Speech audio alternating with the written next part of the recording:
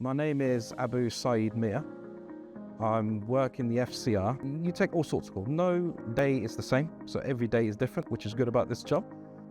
So we're talking about a call I've taken that I've been particularly proud of.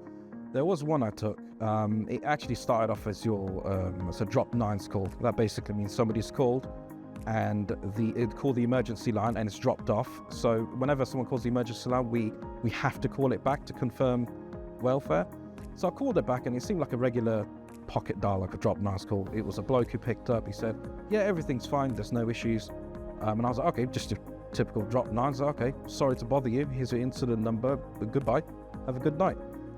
As we were putting the phone down, I heard a very faint, like a sound in the background, like that, and it just made me think, okay, something doesn't feel right now, and we eventually deployed to this incident. So we got there, and it turned out it was a domestic issue.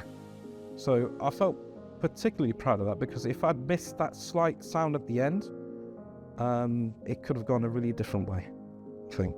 So that's probably my proudest moment, my biggest achievement on the force anyway. The thing I find hard to deal with sometimes is calls that involve children.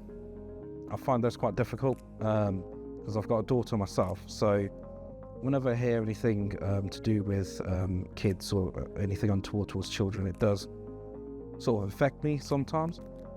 If, as a call handler, if you're not in a good place and you're taking that call, it can bleed over. Your attitude affects the caller generally. So I've taken calls where the person has been frustrated and angry, and they may even swear at me during the call at the start.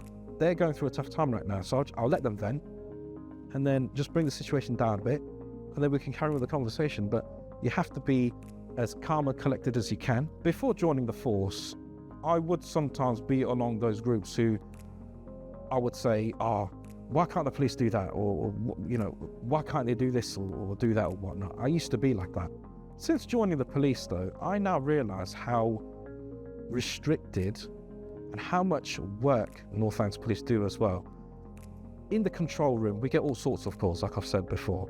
And no joke, I've had calls from people who say, there's a bin on fire.